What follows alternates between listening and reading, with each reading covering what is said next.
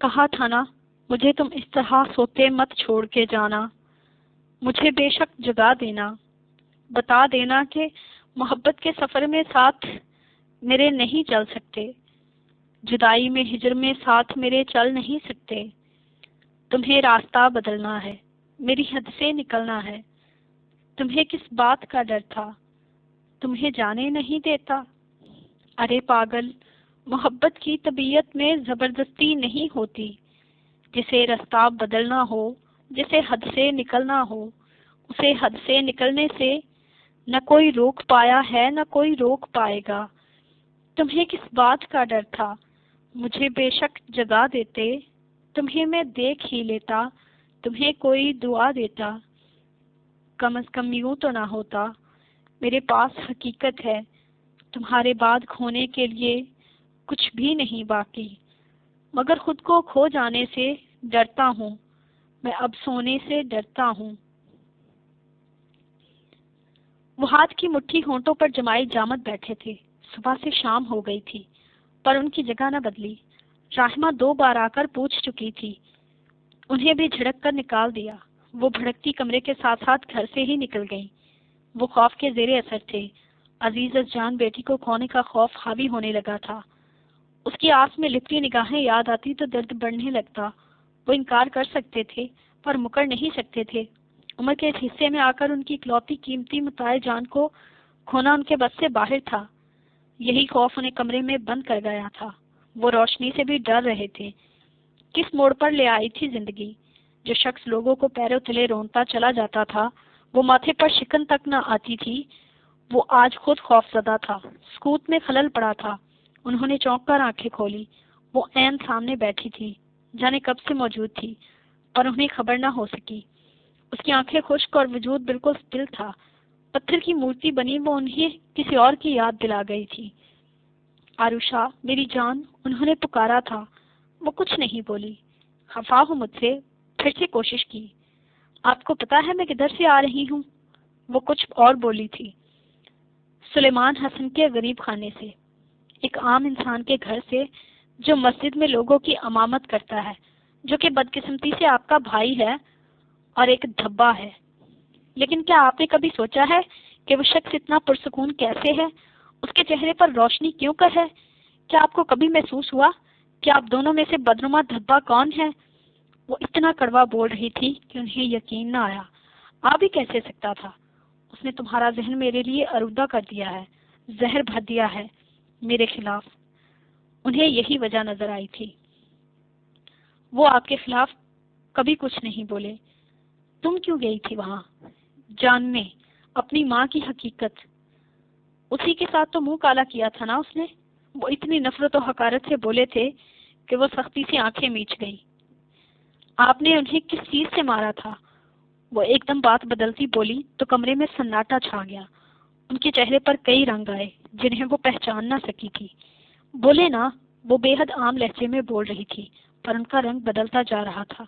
بتائیں نا بابا، برائی کا سر کس شے سے کچلا تھا؟ بولے بابا۔ ان کی خاموشی سے مزید تیش بھر رہی تھی۔ جواب دیں۔ وہ اب بھی ساخت تھے، بالکل ساخت۔ اگر میری ماں کا انجام موت تھی تو سلیمان حسن کی جان کیوں نہیں لی آپ نے؟ کیوں نہیں مارا اسے؟ وہ اٹھ کھڑی ہوئی تھی، آنکھیں لہو چھلکانے لگی تھی۔ ان کے پتھرائے وجود نے اسے تیش سے بھرا تھا۔ اس نے ہاتھ مار کر گلدان نیچے پھینک دیا۔ وہ فرش پر بکھرتا چکنا چور ہو گیا۔ مجھے دیکھیں غور سے۔ انہیں جھنجھوڑتے وہ ان کی نظریں اپنی جانب مرکوز کروا رہی تھی۔ میں مہر نساء جیسی ہوں۔ دیکھیں مجھے، دیکھیں بابا، دیکھیں۔ وہ چیخ رہی تھی، بری طرح چلا رہی تھی، اور وہ سناٹوں میں گھرتے چلے گئے۔ ہوش کرو آروشا۔ اس کے چیخنے کی آواز پر عثمان صاحب اندر آئے تھے۔ پیچھے ہی اما بیگم اور ساجدہ بی بی بھی تھیں۔ اندر کے مندر نے انہیں ایک لمحے کو تو گنگ کر دیا۔ صورتحال کو سمجھتے عثمان نے بڑھ کر آروشا کو سنبھالنے کی کوشش کی تھی، جو بری طرح انہیں جھنجھوڑتے سوال پر سوال کر رہی تھی۔ چھوڑیں مجھے، چھوڑیں۔ میں ان کی گرفت سے نکلتی پھر سے ان کی طرف لپکی تھی۔ مجھے دیکھو ابراہیم، میری صورت دیکھو۔ اگر میری ماں قابل نفرت تھی، ایک نیچ گھٹیا خاندان کی عورت تھی جس پر تم نے الزام لگا کر اس کی جان لے لی، تو اس میں میں اتنی عزیز کیسے ہوں؟ بولو، جواب دو۔ چیخ چیخ کر اس کی آواز پھٹ گئی تھی، پر اس کا جنون تھمنے میں نہیں آ رہا تھا۔ مجھے بھی مار دو، جان لے لو میری، بلکہ رکو، میں خود کی جان خود لے لیتی ہوں، تمہاری اذیت ختم کیے دیتی ہوں۔ وہ کانچ کا ٹکڑا اٹھا چکی تھی اور اس سے پہلے کہ وہ اس سے خود کو زخمی کرتی انہیں ہوش آیا تھا، اس کے ہاتھ کو جھٹک کر ایک زوردار تھپڑ اس کے گال پر جڑ دیا۔ جنون تھم گیا، آواز رک گئی، وہ سفید چہرہ لیے انہیں تکتے گئی۔ زندگی کا پہلا تھپڑ، وہ بھی جان لٹاتے باپ کے ہاتھ سے۔ آپ جانتے ہیں آپ نے مجھ سے کیا کچھ چھینا ہے؟ وہ دوبارہ سے بولنا شروع ہوئی تو آواز بے حد پست تھی۔ صرف ماں ہی نہیں چھینی، مجھ سے میری پہلی محبت بھی چھین لی آپ نے۔ ہمدان، وہ کہتا تھا کہ میں تم سے شادی کیوں کروں، تمہارا حوالہ کس قدر قابل ذکر نہیں۔ میری ماں کے ساتھ ساتھ میری محبت کو بھی مار دیا آپ نے۔ وہ بھرائی ہوئی پھٹی ہوئی آواز میں بولنا بلکہ رونا شروع ہوئی۔ ابراہیم صاحب کا دل ڈوب گیا۔ وہ اسے سنبھالنے کو آگے آئے تھے، پر اس کے اگلے جملے نے انہیں منہ کے بل گرایا تھا۔ کاش کاش میں سلیمان حسن کی بیٹی ہوتی تو اتنی رسوائی مقدر نہ بنتی۔ وہ پھٹک کر روتی کہہ رہی تھی، رکی نہیں تھی، انہیں ساتھ چھوڑ کر بھاگتے ہوئے کمرے سے نکل گئی۔ تو نے دیکھا ہے کبھی ایک نظر شام کے بعد، کتنے چپ چاپ سے لگتے ہیں شجر شام کے بعد، اتنے چپ چاپ کے رستے بھی رہیں گے لا علم، چھوڑ جائیں گے کسی روز نگر شام کے بعد۔ میں نے ایسے ہی گنا تیری جدائی میں کیے، جیسے طوفان میں کوئی چھوڑ دے گھر شام کے بعد۔ شام سے پہلے وہ مست اپنی اڑانوں میں رہا، جس کے ہاتھوں میں تھے ٹوٹے ہوئے پر شام کے بعد۔ رات بیتی تو گنے آبلے اور پھر سوچا، کون تھا باعث آغاز سفر شام کے بعد۔ تو ہے سورج، تجھے معلوم کہاں رات کا دکھ، تو کسی روز میرے گھر میں اتر شام کے بعد۔ لوٹ آئے نہ کسی روز وہ آوارہ مزاج، کھول رکھتے ہیں اسی آس پہ در شام کے بعد۔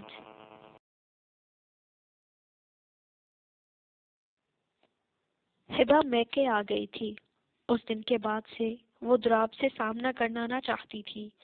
اس نے دراب سے اجازت لی اور بغیر کسی سے سامنا کیے چلی آئی۔ 2 دن سے یہی تھی، پر اب گھر جانا تھا اور اس کا موڈ بگڑ چکا تھا۔ شام ہو چلی تھی، وہ ڈرائیور کے ہمراہ واپسی کی راہ پر تھی، تبھی اسے انا دکھائی دی۔ انا شمس، دراب شمس کی بہن۔ وہ کسی مرد کے ہمراہ تنہا درختوں کے جھنڈ کے پاس کھڑی تھی۔ اس نے استحصائیہ سر جھٹک ڈالا۔ تو یہ تھی سیالوں کی عزت۔ وہ سیدھا کمرے میں آئی تو دراب کو بستر پر پایا، ٹراؤزر شرٹ میں ملبوس، بغیر شرٹ کے پڑا۔ وہ اسے تاؤ دلا گیا۔ تم یہاں کیوں سو رہے ہو؟ اسے شدتوں سے جھنجھوڑتے ہوئے غصے میں ابل پڑی کہ غصہ ابھی دبا نہ تھا۔ اور کہاں سوؤں؟ اس نے بامشکل آنکھیں کھول کر دیکھا۔ نیند آلود نظروں میں نافہمی تھی، خمار تھا، غنودگی تھی۔ ڈرامے ختم کر کے ہوش میں آؤ، جو پوچھا ہے وہ بتاؤ۔ وہ برہم تھی۔ صفاکی پر اترتے اس کے بال پیشانی سے جکڑ لیے۔ اس نے بے ساختہ کرا کر آنکھیں کھول دی۔ یار بال تو چھوڑ دو، وہ پھر سے کراہا۔ ہبا نے زوردار جھٹکا دیتے بال چھوڑ دیے۔ وہ بال چھڑاتا اٹھ بیٹھا۔ گستاخی معاف، خود انصاف کیا کرو۔ کیا میں صوفے پر سو سکتا ہوں؟ یہاں بھی نہیں سو سکتے؟ یہاں مجھے سونا ہے۔ وہ اس پر چڑھ دوڑی۔ تو سو جاؤ، پہلے بھی تو سوتی تھی۔ وہ الجھا تھا۔ پہلے کی بات اور تھی۔ وہ فوراً نگاہوں کا زاویہ بدل گئی۔ کوئی حرج نہیں، میاں بیوی ایک ساتھ ہی سوتے ہیں۔ وہ کتنی معصومیت کا مظاہرہ کر رہا تھا۔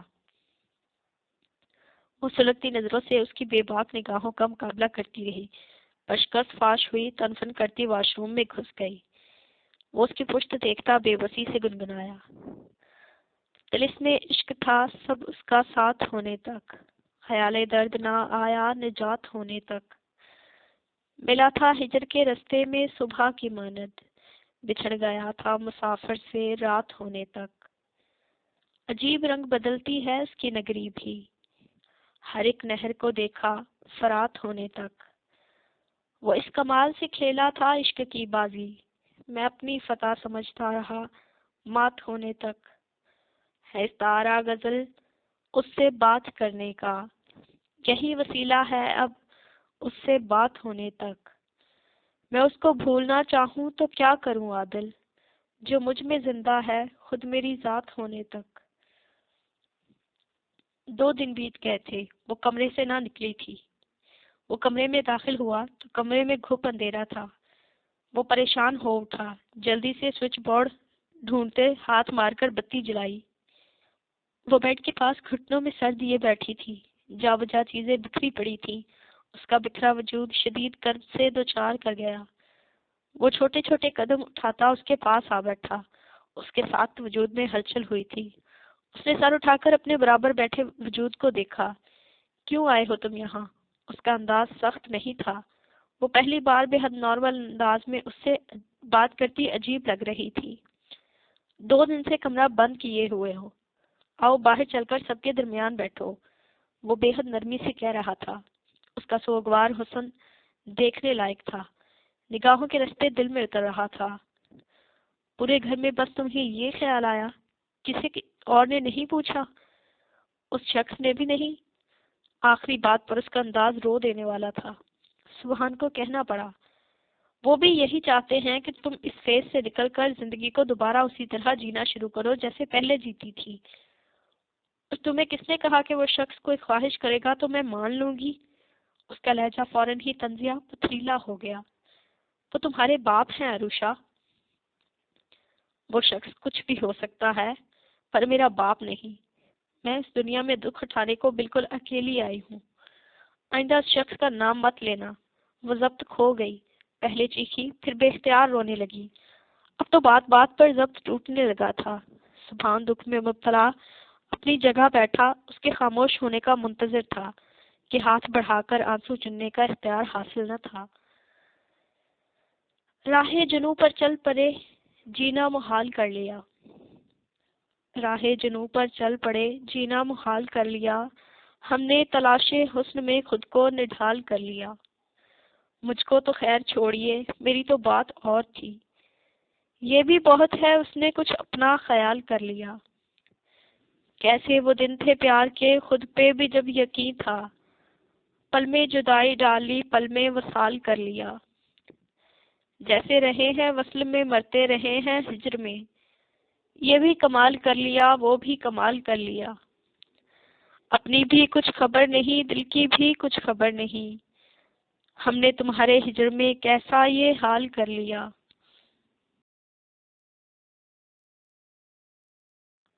وہ واش روم سے نکلی تھی جب شور محسوس کرتے باہر کی طرف بڑھی۔ سیڑھیاں اترتے آواز اب کے واضح تھی۔ تمہیں شرم نہ آئی ایسی گھٹیا حرکت کرتے ہوئے؟ بے حیا، تجھے گھر میں رکھا پالا پوسا بڑا کیا تو ہمارا نام ہی ڈبونے لگی تھی۔ اب کے منظر بھی واضح تھا۔ بی بی رحمت ماہم کو بالوں سے دبوچے تابڑ توڑ تھپڑ برسا رہی تھی۔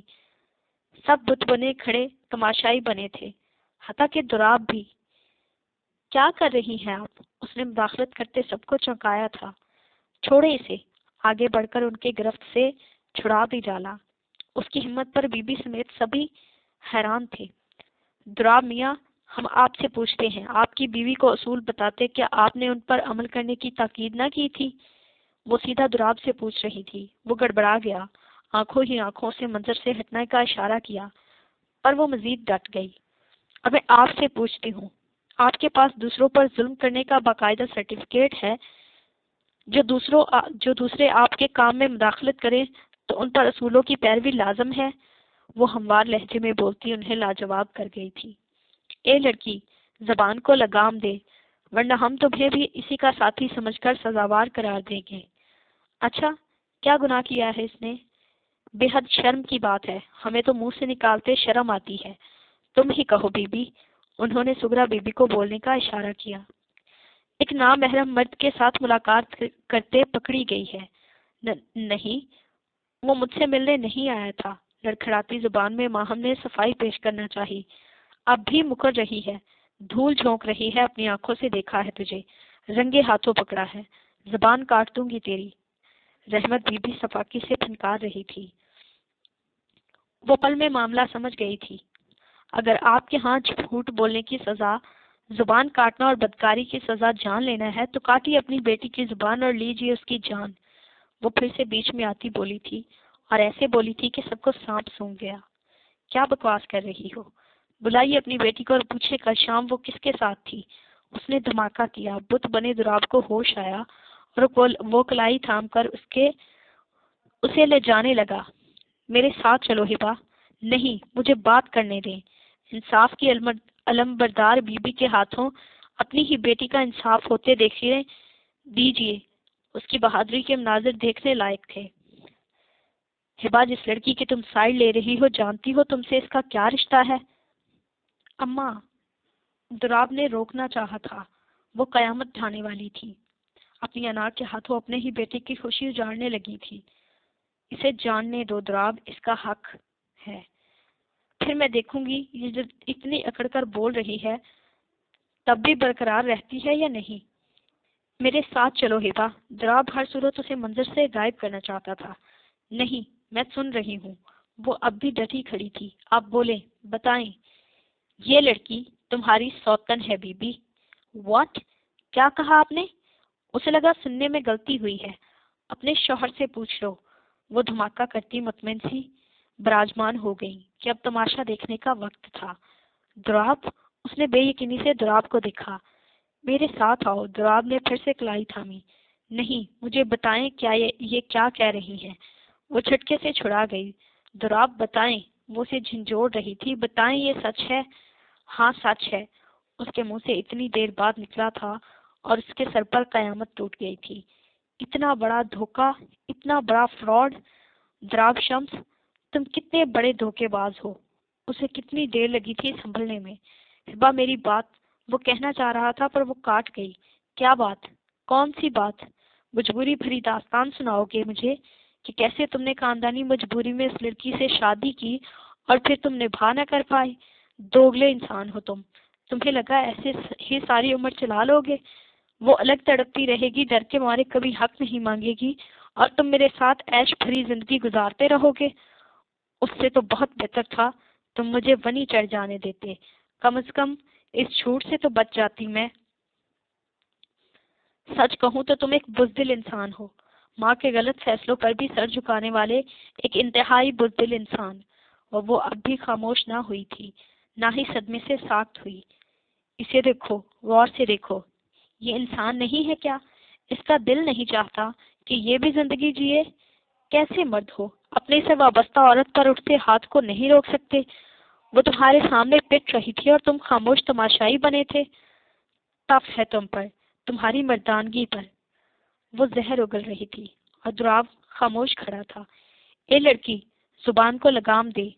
آپ خاموش رہیں، میں اپنے شوہر سے بات کر رہی ہوں۔ وہ بے حد بدتمیزی سے بات کاٹ گئی تھی۔ ان کا رنگ سرخ پڑ گیا۔ تمہیں فیصلہ کرنا ہوگا۔ اس نے آنسو بہاتی ماہم پر ایک نظر ڈالی۔ میں یہ نہیں کہوں گی کہ تم اسے چھوڑ دو، میں چاہتی ہوں تم مجھے چھوڑ دو۔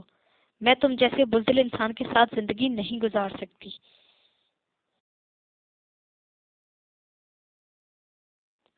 وہ آج پھر اس کے دراہے سے باہر کھڑی تھی، شش و پنج میں مبتلا تھی۔ تبھی دروازہ کھلا اور وہ باہر نکل آیا۔ اسے دیکھ کر ایک پل کو ٹھٹکا۔ فرمائیں، تیوری چڑھ گئی تھی۔ مجھے بات کرنی ہے۔ نظریں ہنوز جھکی ہوئی تھی۔ کیجیے، حیرت دباتے کہہ رہا تھا۔ I am sorry. وہ اس سے یہ توقع نہیں کر رہا تھا۔ تبھی حیرت کا مجسمہ بن گیا۔ کس لیے؟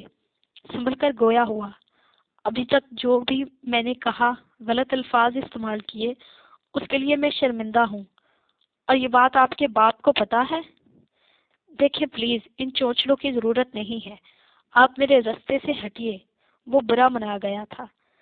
مجھے چچا جان نے بتایا ہے۔ اس نے پیچھے سے ہانک لگائی تھی۔ اس کے قدم زنجیر ہوئے۔ حیرت اس کے طرز تخاطب پر تھی۔ کیا بتایا ہے؟ یہی کہ میرے باپ کے علاوہ بھی کوئی ہے جو مجھ سے محبت کرتا ہے۔ وہ کھل کر مسکرائی تھی۔ بڑی شفاف مسکراہٹ تھی جو اس وقت زہر لگی۔ دانت کھچکھچاتے اس نے گھور کر اسے دیکھا۔ تو پھر انہوں نے آپ کو یہ نہیں بتایا کہ میں اور ہادیہ بہت جلد رشتہ یا ازدواج میں بندھنے والے ہیں؟ اس نے سوچ سمجھ کر تیر پھینکا تھا۔ مقصد اثر زائل کرنا تھا۔ اس کی مسکراہٹ سمٹی۔ اس کے رنگ اڑتے سفید چہرے کو تنفر سے دیکھتے وہ مزید نہیں رکا تھا۔ شام غم کی سحر نہیں ہوتی، یا ہمیں کو خبر نہیں ہوتی، ہم نے سب دکھ جہاں کے دیکھے ہیں، بے کلی اس قدر نہیں ہوتی، نالا یوں نارسان نہیں رہتا، آہ یوں بے اثر نہیں ہوتی، چاند ہے کہکشاں ہے تارے ہیں، کوئی شے نامہ بر نہیں ہوتی، ایک جاں سوزو نامراد خلش، ایک طرف ہے ادھر نہیں ہوتی، دوستو عشق ہے خطا لیکن کیا خطا درگزر نہیں ہوتی، رات آ کر گزر بھی جاتی ہے، ایک ہماری سحر نہیں ہوتی، بے قراری سہی نہیں جاتی، زندگی مختصر نہیں ہوتی، ایک دن دیکھنے کو آ جاتے، یہ ہوس عمر بھر نہیں ہوتی، حسن سب کو خدا نہیں دیتا، ہر کسی کی نظر نہیں ہوتی، دل پیالہ نہیں گدائی کا، عاشقی در بدر نہیں ہوتی۔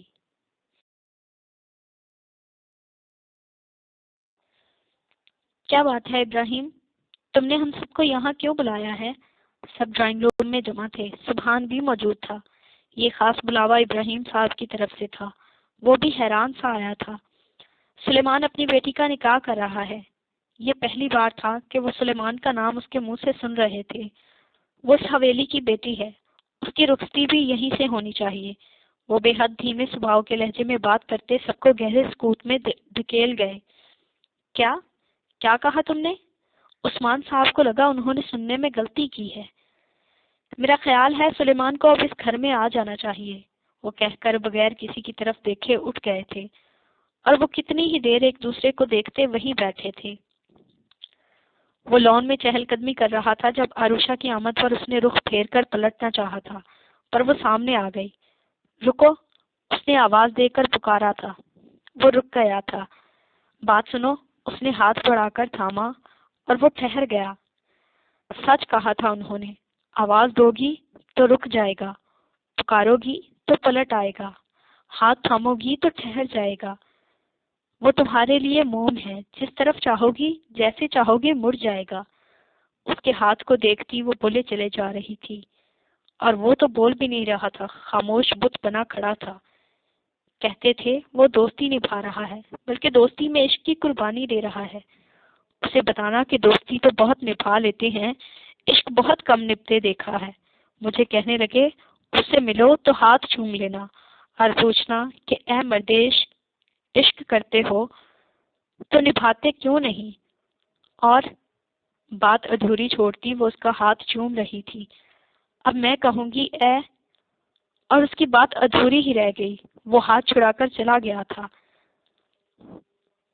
صحیح کہا تھا، کمینہ ہاتھ چھڑا کر پلٹ جائے گا۔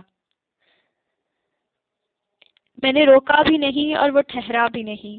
حادثہ کیا تھا جسے دل نے بھلایا بھی نہیں؟ جانے والوں کو کہاں روک سکا ہے کوئی؟ تم چلے ہو تو کوئی روکنے والا بھی نہیں۔ کون سا موڑ ہے کیوں پاؤں پکڑتی ہے زمین؟ اس کی بستی بھی نہیں، کوئی پکارا بھی نہیں۔ بے نیازی سی سبھی کریائے جاں سے گزرے، دیکھتا کوئی نہیں ہے تماشا بھی نہیں۔ وہ تو صدیوں کا سفر کر کے یہاں پہنچا تھا، تو نے منہ پھیر کے جس کی شخص کو دیکھا بھی نہیں، جس کو نرنگیے ایام کی صورت دکھلائیں، رنگ اڑتا بھی نہیں، نقش ٹھہرتا بھی نہیں، یا ہمیں کو نہ ملا یا اس کی حقیقت کا سراغ، یا سرائے پردائے عالم میں کوئی تھا بھی نہیں۔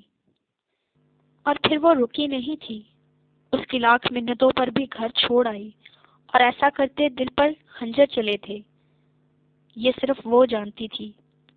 وہ اسے موقع دے کر آئی تھی غلطی سدھارنے کا۔ وہ ایک معصوم کو بھینٹ نہیں چڑھا سکتی تھی، اور اسے حق دلانے کا صرف یہی ایک طریقہ تھا۔ وہ جانتی تھی ضراب اسے نہیں چھوڑے گا، اور اسی مقصد کے لیے وہ ماہم کو اپنا لے گا۔ وہ ایسی عورت نہ تھی جو کسی بے ضرر عورت کا وجود برداشت نہ کر سکے۔ دکھ ہوا تھا، دل پر ضرب لگی تھی، اور اسے یہ کرنا تھا۔ اسے معلوم تھا وہ آئے گا، بس صبر سے انتظار کرنا تھا۔ آج پھر وہ درد و غم کے دھاگے میں ہم پہ رو کر تیرے خیال کے پھول، ترک الفت کے دشت سے چن کر آشنائی کے ماہ و سال کے پھول، تیری دہلیز پر یاد چڑھائے، باندھ کر آرزو کے پلے میں ہجر کی راکھ اور وصال کے پھول۔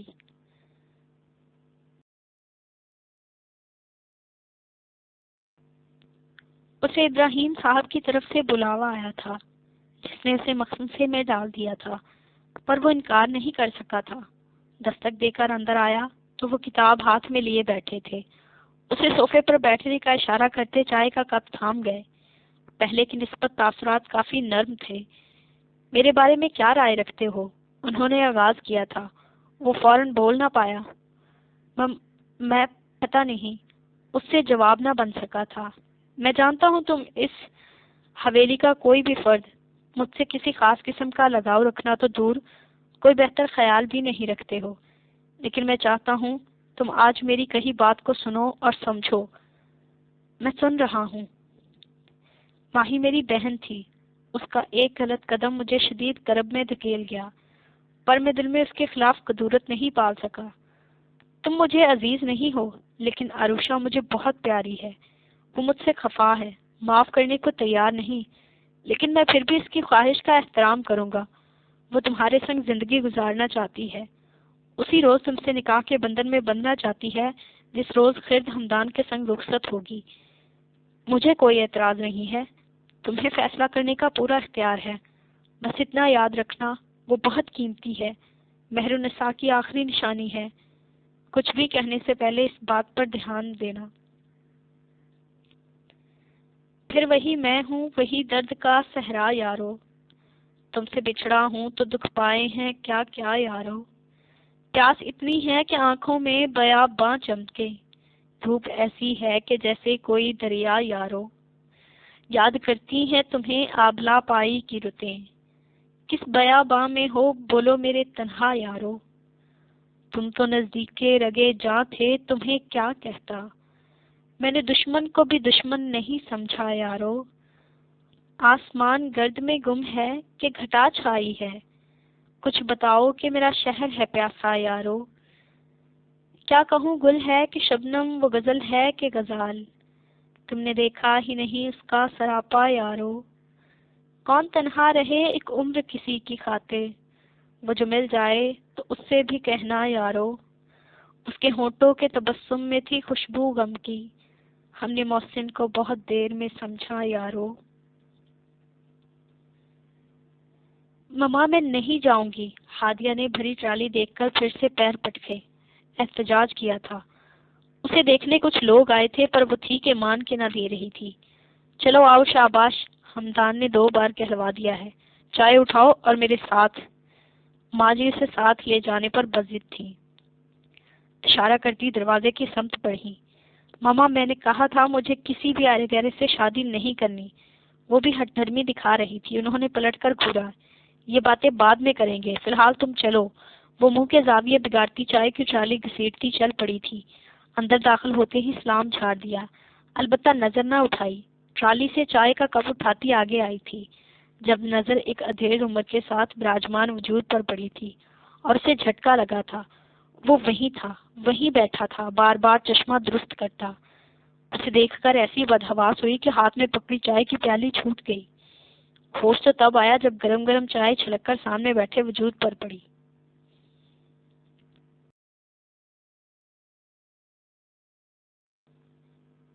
کیا چاہتی ہو؟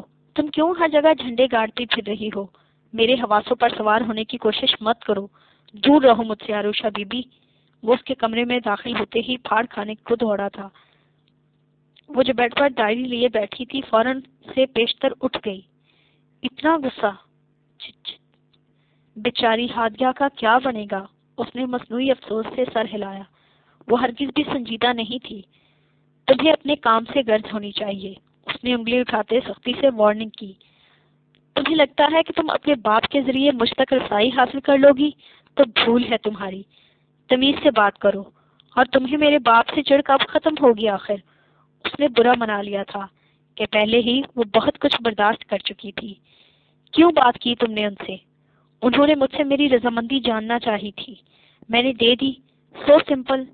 بھول جاؤ کہ تم کبھی یہ بازی جیت سکو گی۔ اچھا تو پھر یہی بات ذرا میری آنکھوں میں دیکھ کر کہو کہ تمہیں مجھ سے محبت نہیں ہے۔ مجھے تم سے محبت نہیں ہے۔ اچھا تو پھر یہ کیا ہے؟ اس کی ڈائری اس کے ہاتھ میں تھی، اس کی آنکھیں پھیل گئیں۔ کہو کہ جھوٹ ہے سب، وہ لہراتے ہوئے کہہ رہی تھی۔ شٹ اپ، تمہاری ہمت کیسے ہوئی اسے چھونے کی؟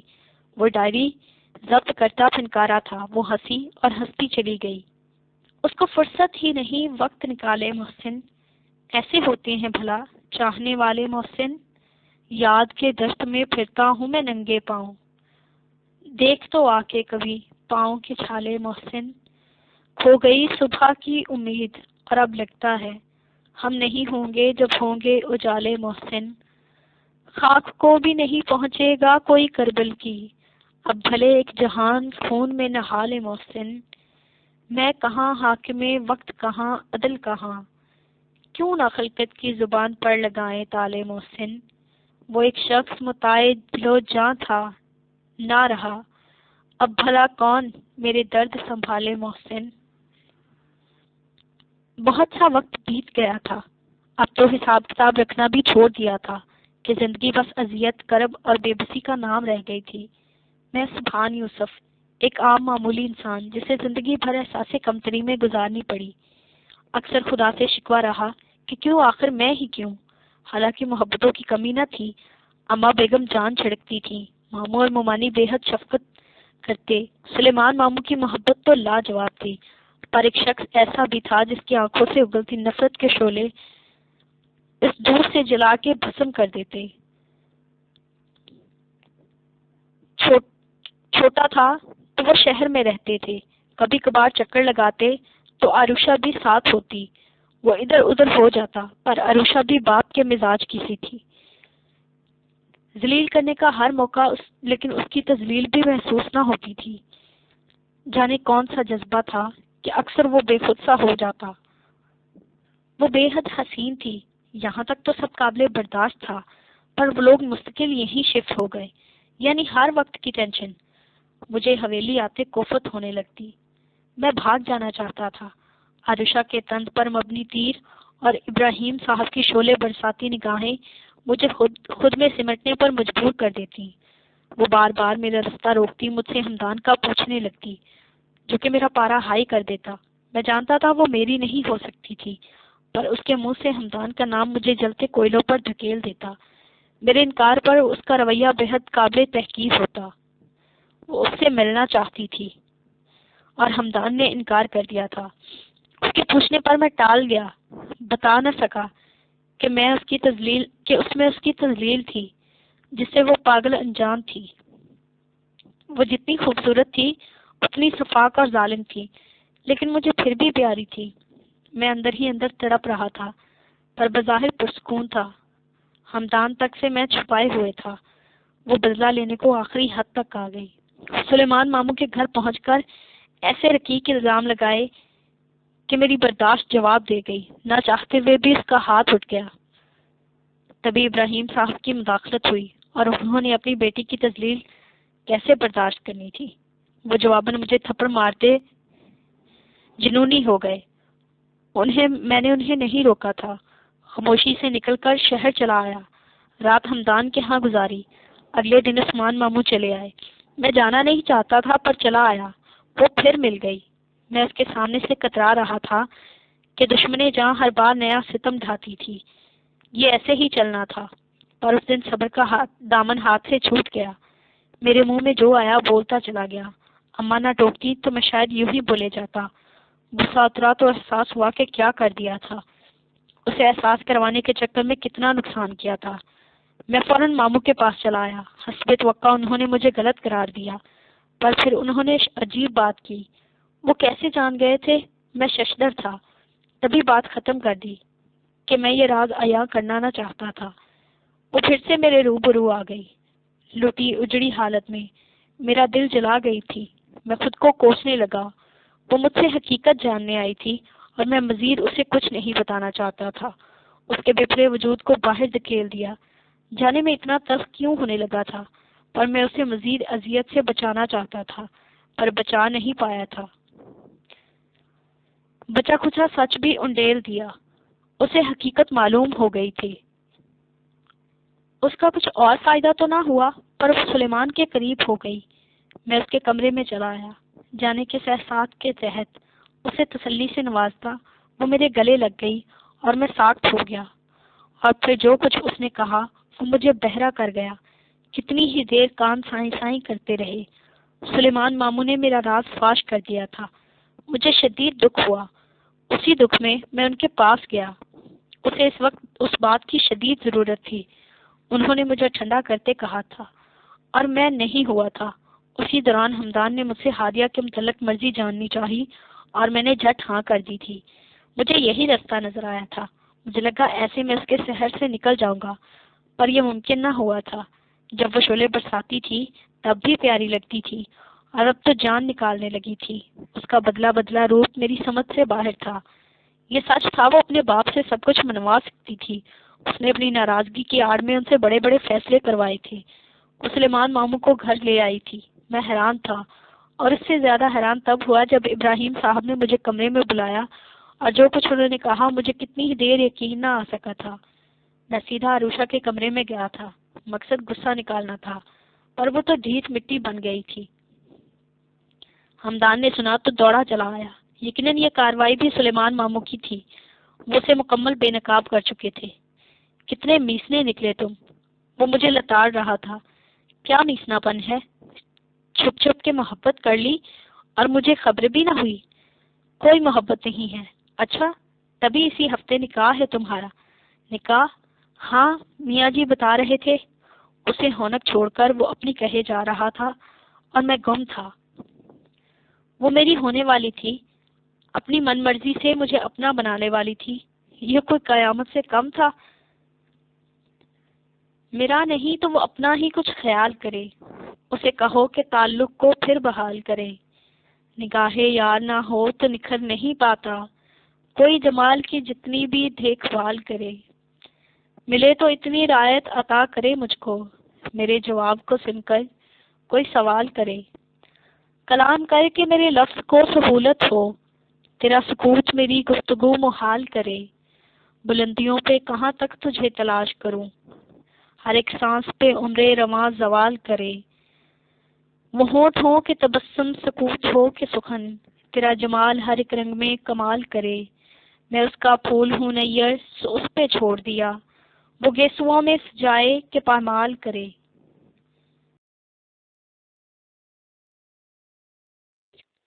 خرد کی رخصتی اور عروشہ کے نکاح کا انتظام ایک ساتھ کیا گیا تھا۔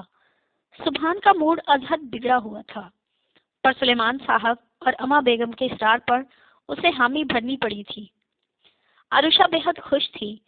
شاکنگ پنک بھاری کامدانی کے ساتھ پیروں کو چھوتا فراک جو مغلی طرز کا اور خوب گھیردار تھا، چوڑی دار پاجامے کے ساتھ میچنگ جویلری اور اس مناسبت سے کیا گیا میک اپ میں مغلیہ شہزادی لگ رہی تھی۔ حمدان کے لیے جو وقتی جذبات اٹھے تھے اب کہیں دور دفن تھے۔ نکاح کے بعد اسے سبحان کے کمرے میں پہنچا دیا گیا تھا۔ وہ گھوم پھر کر کمرے کا جائزہ لے رہی تھی، پھر آئینے کے سامنے ٹھہر گئی۔ تبھی دروازہ کھول کر سبحان اندر داخل ہوا۔ وہ اس کی طرف دیکھنے سے کترا رہا تھا، لیکن وہ عروشہ تھی، اس کے کون سا نظر انداز کر سکتا تھا اسے؟ سامنے آ گئی۔ ہٹو! وہ اس کی سمت دیکھ نہیں رہا تھا، پر وہ متوجہ تھی۔ سفید سوٹ میں ملبوس، بال اچھے سے سیٹ کیے، وہ پہلے اتنا جاذب نظر کبھی نہیں لگا تھا، یا شاید رشتے کا احساس تھا۔ کیسے مناؤ تو مانو گے؟ وہ وہیں ڈٹی کھڑی تھی۔ عروشہ ہٹو سامنے سے۔ اس نے سخت نظروں سے اسے گھورنا چاہا تھا، پر گھور نہیں سکا تھا۔ سٹل ہو گیا۔ وہ پور پور اس کے لیے سجی کھڑی تھی، اور وہ جو اتنی دیر سے خود پر بند باندھے ہوئے تھا ایک ایک کر کے بہہ گئے۔ وہ یکٹک محویت کے عالم میں اسے دیکھے گیا۔ کیا کوئی لڑکی دلہن بن کر اتنی بھی حسین لگ سکتی ہے جتنی وہ لگ رہی تھی؟ وہ ششدر تھا، مبہوت تھا، جادو چل چکا تھا اور وہ بے دم ہو گیا تھا۔ میں یہ نہیں کہوں گی کہ میں تم سے محبت کرتی ہوں، لیکن یہ یقین دلاتی ہوں کہ عنقریب محبت کرنے لگوں گی۔ وہ اپنی کہے جا رہی تھی جب اس کے منہ سے پھسلا اور حمدان۔ وہ ماضی تھا، ایک بھول، ایسی بھول جس نے مجھے موقع دیے بغیر سزا دی۔ میرے دل میں اس کے لیے اب کوئی کچھ نہیں۔ وہ کہیں نہیں ہے۔ ایک پھانس تھی جو اس کے سینے سے نکل گئی تھی۔ وہ کھل کر مسکرایا۔ اب بتاؤ کیسی لگ رہی ہوں؟ وہ سرشار سا ہنس دیا کہ پہلی بار زندگی حسین لگنے لگی تھی۔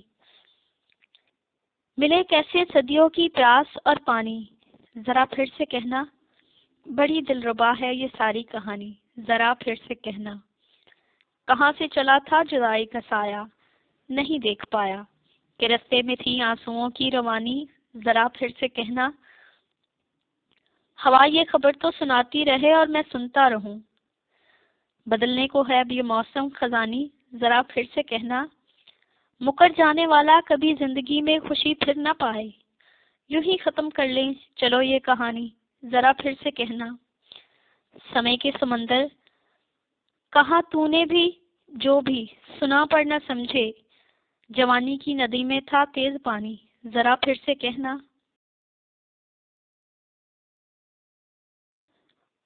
2 ماہ گزر گئے تھے ہبا کو گئے، اس سے کوئی رابطہ نہ ہوا تھا، اس نے بھی نہیں کیا تھا۔ وہ اس سے خفا تھا کہ وہ اسے سنے بغیر چلی گئی تھی، پر اب لگ رہا تھا اس نے صحیح کیا تھا۔ ماہم سے اس کا نکاح بچپن میں اس کے باپ کی خواہش پر ہوا تھا، پر اماں کو رابعہ آنٹی سے نفرت تھی کہ وہ اس کی بہن کے حق پر آ گئی تھی۔ ان کی حادثاتی موت کے بعد یہ نفرت ماہم کے حصے میں آ گئی۔ انہوں نے ماہم کو ہمیشہ مجھ سے دور رکھا۔ میں نے بھی پرواہ نہ کی، پر اب لگ رہا تھا بہت بڑی زیادتی کر گیا تھا۔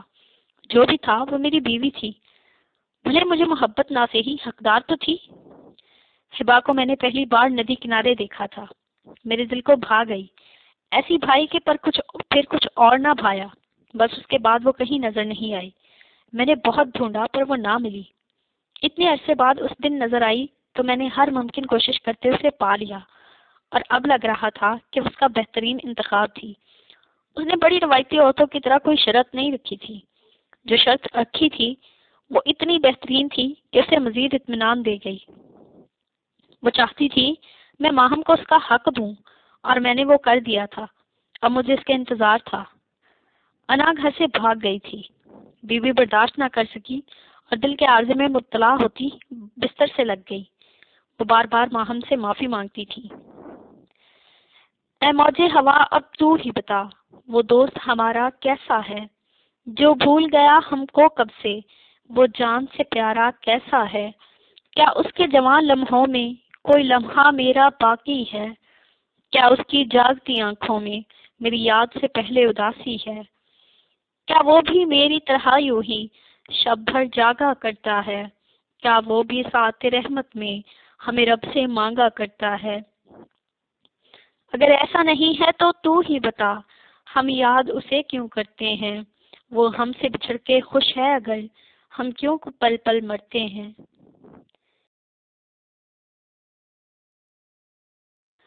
اگلا دن قیامت لے کر آیا تھا۔ ابراہیم صاحب کو دل کا اٹیک ہوا تھا اور وہ جاں کی بازی ہار گئے تھے۔ رات کی تاریکی کو مکمل اوڑھتے منو مٹی تلے جا سوئے تھے۔ آروشا تو گش کھا کر گری تھی تو 2 دن تک ہوش میں نہ آ سکی تھی۔ جو ہی حواس بحال ہوئے حالت بری ہو گئی، ایسی تڑپی کہ سنبھالنا مشکل ہو گیا۔ وہ ان سے خفا کیا ہوئی، وہ دنیا ہی چھوڑ گئے، وہ اس سے بات کیے بنا چلے گئے تھے۔ کیسی بیگانگی دکھائی تھی۔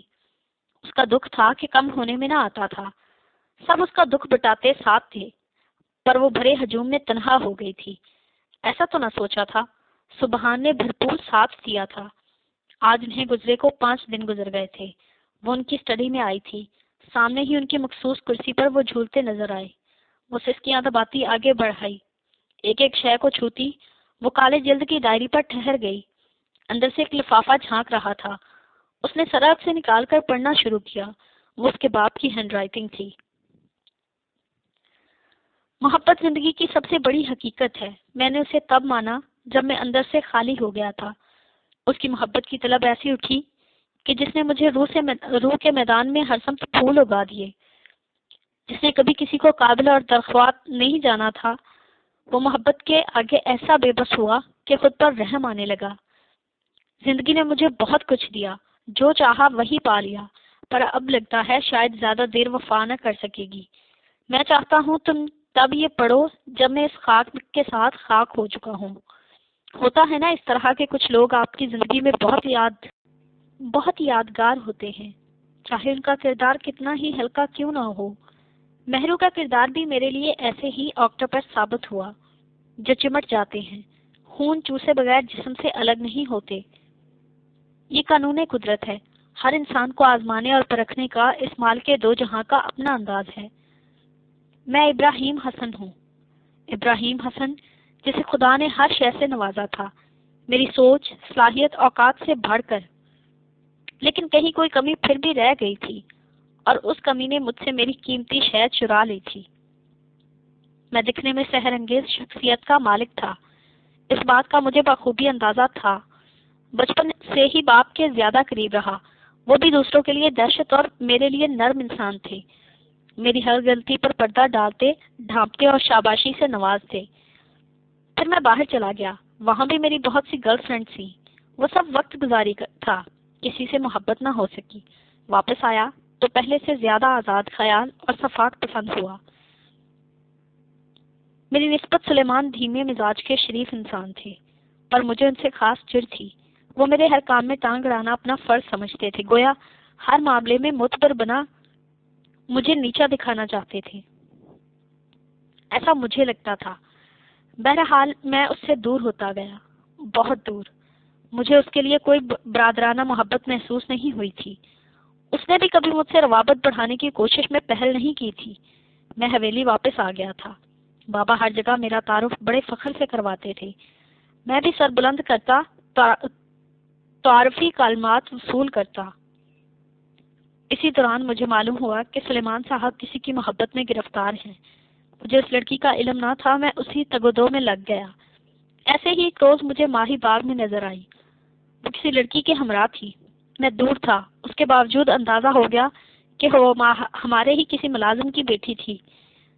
غالباً مجھے یہ بات ناگوار گزری تھی، تبھی میں نے اس کا دماغ درست کرنا اور ہمیشہ کی طرح سلیمان نے میری مخالفت کی تھی، اور میں نے کسی اطلاع پر جانا تھا۔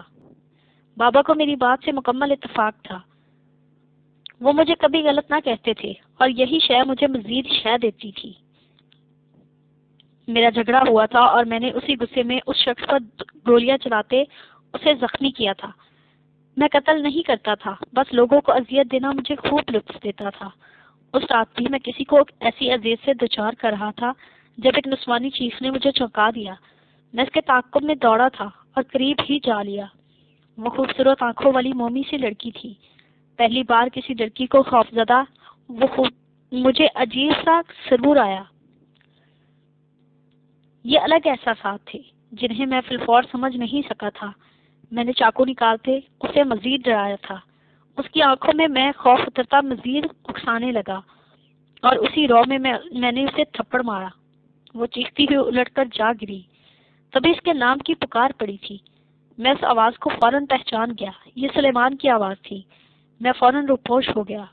جو بھی تھا وہ سلیمان کی نظروں میں کسی صورت میں نہیں آنا چاہتا تھا، پر اسے سلیمان کا بہترین راز پتہ چل گیا تھا۔ اپنے شک پر یقین کی مہر ثابت کرنے کو میں دوبارہ اس کی راہ میں حائل ہو گیا تھا۔ دن کے اجالے میں وہ مزید حسین لگ رہی تھی، خوبصورت آنکھیں، سیال گنہرے بالوں کی لمبی چوٹی اور موم کی گڑیا جیسی وہ قیامت خیز حسن کی مالک تھی۔ ایک دم ہی مجھے اسے دسترس میں پانے کی خواہش جاگی اور خون میں دوڑنے لگی۔ وہ مجھے دیکھ کر ڈری تھی، اس کی ہرنی سی آنکھوں میں خوف جاگا تھا، اور میں محفوظ ہوا تھا۔ میں نے اس سے سلیمان کے متعلق پوچھا تھا، اور اس کا بغیر جواب دیے بھاگنا مجھے یقین دلا گیا تھا۔ اس سے میری اگلی ملاقات حویلی میں ہوئی تھی، وہ ماہی کی دوست تھی، یہ مجھے اس روز معلوم ہوا۔ وہ اس سے ملنے آئی تھی، جب میں نے جا لیا وہ بری طرح کانپ گئی۔ اس کے لرزتے وجود پر نظریں گاڑتے مجھے اسے حاصل کرنے کی شدید خواہش جاگی، اور پہلے کب بھلا میں نے خواہش دبائی تھی۔ جو اب دباتا، میں نے اسے گھسیٹ کر کمرے میں لے جانا چاہا تھا، پر اس نے مزاحمت کرتے میرے منہ پر تھپڑ جڑ دیا۔ میں سن رہ گیا۔ سلیمان کی نسبت میں کہیں زیادہ بہترین مرد تھا، پر ایسی کیا بات تھی کہ اس نے مجھ پر اسے فوقیت دی؟ اشتعال بڑا، آگ لگ چکی تھی، نس نس میں دوڑنے لگی۔ اسی تیش میں اسے اٹھوا لیا، مقصد اس تک دل کی بات پہنچانا تھا۔ مجھے لگا تھا وہ راضی ہو جائے گی، پر اس نے میرے منہ پر تھوک دیا، میں نے پھر بھی اسے جانے دیا تھا، اس سے حرام تعلق نہیں بنا سکا تھا۔ جانے کیوں؟ میں خود کی بدلتی کیفیت پر حیران تھا۔ اس کے چہرے کی معصومیت نے اسے داغدار ہونے سے بچا لیا تھا۔ میں جو غریب لوگوں کو دیکھ کر بھی گھن کھاتا تھا، اس کا وجود مجھے شفاف نظر آیا تھا۔ اسے دھمکی دے کر باز رکھنا چاہتا تھا، پر وہ باز نہ آئی تھی۔ وہ اس سے نکاح کر رہی تھی، میرے طیش و غضب کو للکار گئی تھی۔ میں اسے اب کی بار ہمیشہ کے لیے اپنے نام کرنے لایا تھا، اور اس کے لیے میں نے کوئی نرمی نہ برتی تھی۔ نکاح کے بعد گھر آیا تو میرا سامنا سلیمان سے ہو گیا۔ وہ بار بار مجھ سے مہروں کا پوچھ رہا تھا اور مجھے برا لگ رہا تھا، بے حد برا۔ نکاح کے بعد اسے لیے میں حویلی میں آ گیا۔ اب یہی اس کا گھر تھا۔ بابا نے میرے فیصلے پر کوئی اعتراض نہ کیا تھا۔ میں جانتا تھا اگر سلیمان یہ حرکت کرتے تو یقیناً عتاب کا نشانہ ٹھہرتے۔ بابا کا خیال تھا کہ میری چند دن کی محبت کا سماں ہے۔ مجھے بھی تو یہی لگتا تھا کہ عنقریب دل بھر جائے گا، پر ایسا نہ ہوا۔ میں نے اس کے قریب جانا چاہا تو اس نے جھٹک دیا۔ میرا پیر شود کر آیا اور میں نے اسے ادھموا کر دیا، اندر کا سارا غبار نکال دیا۔ وہ اس رات بہت تڑپی تھی، پر مجھے رحم نہ آیا، اور پھر یہ روز ہونے لگا۔ وہ میرے قریب آنے پر دور بھاگتی اور میں اسے دھنک دیتا۔ وہ میرے حواسوں پر بری طرح سوار تھی۔ دن بھر میں باہر رہنے لگا تھا۔ اسے دیکھ کر دل اس کی طرف ہمکتا تھا۔ اس دن وہ سلیمان سے ملی تھی، میں موقع پر پہنچ گیا۔